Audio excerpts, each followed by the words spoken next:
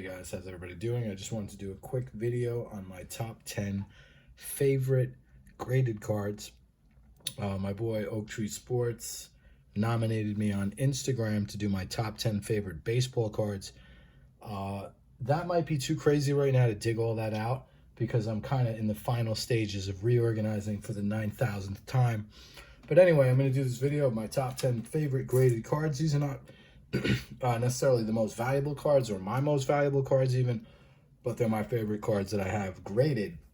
And I'm going to start off with two honorable mentions.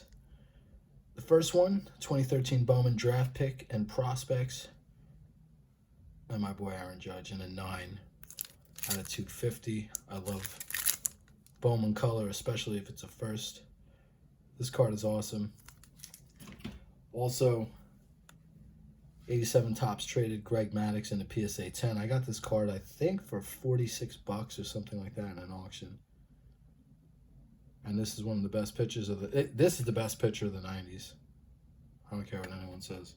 So let's go. Number 10, Mookie Betts, 2014 Bowman Prospects Purple Paper. Dig this card. Love Mookie Betts. He's one of, I love this card. You know, again, this video is about my favorite cards. I just love the way this card looks. Very, very cool. Number 9, 1998 Bowman Chrome El Duque rookie in a PSA 10.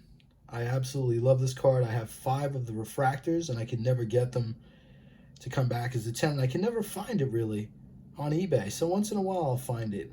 But I just don't, I don't know why I don't buy it when I see it. It's rare. Anyway, I love El Duque, one of my favorite Yankees.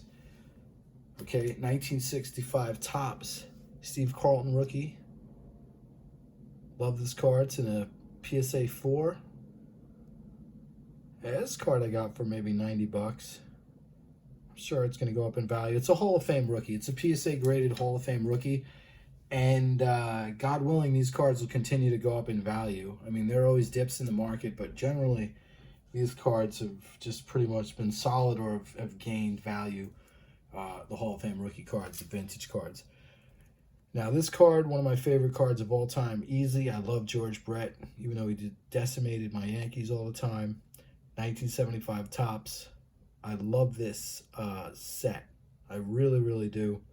And this card in a 10 is like the modern, or a modern Holy Grail. I know that sounds dumb because there's really only one Holy Grail, regardless of what we're talking about, baseball cards or grails. Anyway, 1992 Bowman, the GOAT, Mariana Rivera. Looks like he's about to get 9 in, you know, or 18 holes in real quick up in Bethpage or something. I mean, this card's great. I mean, what a legend. Could you imagine this dude? No, you know, these cards that Bowman did were kind of cool. I dig this. I dig what Bowman was trying to do at the time. They were kind of, you know, a little bit different. Okay, now this is, guess the grade. Well, you can see the grade. It's a PSA 1. If you look at this card, you might be asking, why is it a PSA 1? Because it's really sharp. Look at how the colors are. I know it's not perfectly centered, but somebody who owned this card, probably a brain surgeon, decided to put thumbtacks into it and pin it on a wall. But that's all good because I'm a collector and I could really care less. The fact that I have, see, there it is. The fact that I own a Nolan Ryan rookie card for me, put it in a personal collection, that's what it's all about, boys. I really could care less.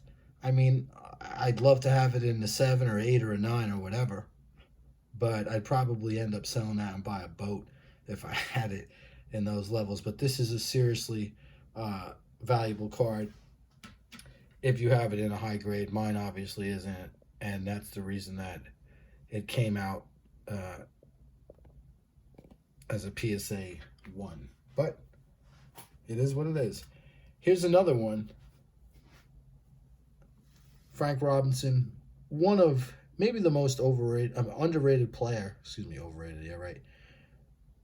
Perhaps the most underrated baseball player of all time, MVP player in both leagues. Go look up his stats. They're gross. The dude was a beast. 5 tools, OG. Loved him as a manager. ripping the baseball out of the reliever's hand if he wasn't handling his business. This guy was not playing games. This dude was not playing games, man. Frank Robinson, okay, and it's an MK, which means Mark.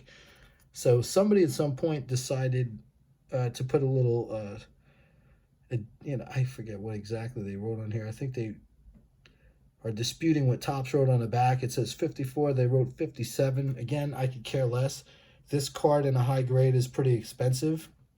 And this is actually, although it's not centered great, the color on this card, if you can see, is really, really nice. I mean, those red jerseys are great. And I love this card because it's just an iconic, it's that swing and, like, a cool basic background, but, like, those red jerseys just look great. Those are great. So that's a way to get a PSA card that you may really like that's prohibitively expensive for kind of cheap. Okay. Now, this is, we're getting down to the top 3. This is Reggie Jackson. Okay.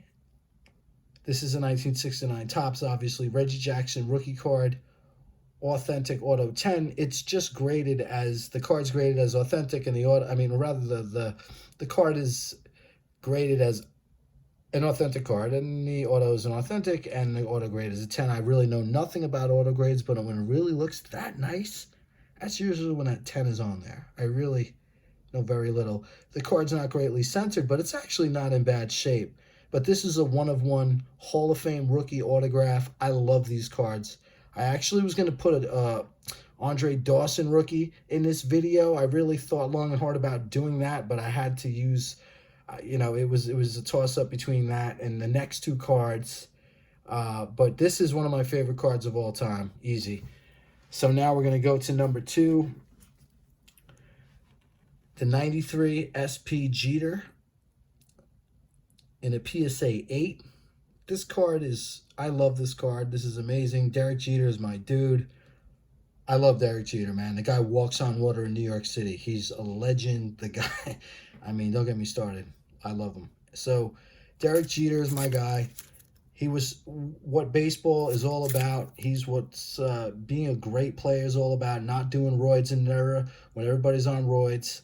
6th all-time in hits. When anybody tells me he's underrated, I let them know that he literally has more hits than 99.7% of anyone who's ever played baseball. Save that for somebody else. And now, the number 1 Topps, Topps, of course, it's going to be Topps, but my top card of all time, for me, the dude I'd probably pick, if we're talking about modern players, you say Mike Trout, or my boy Ricky Henderson. We're going Ricky Henderson all day, every day.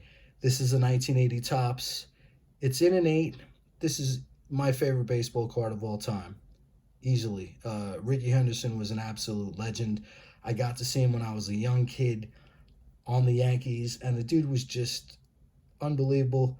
When you really think about what he did, there's nobody like Ricky Henderson except, nobody did anything in baseball like Ricky Henderson, except for Babe Ruth. Because when Babe Ruth was hitting home runs at that level, nobody was anywhere close. And Ricky Henderson was stealing bases like that, nobody was anywhere even close, not even in the same universe. So Ricky Henderson rookie card, my favorite. I'd love to own this one day in a 9 or a 10. That would probably be my favorite card ever. So anyway, guys, thanks for getting me to 2,000 likes on the gram. I'm going to throw this on YouTube. Keep collecting. Number 1 thing, be safe and be well. Peace.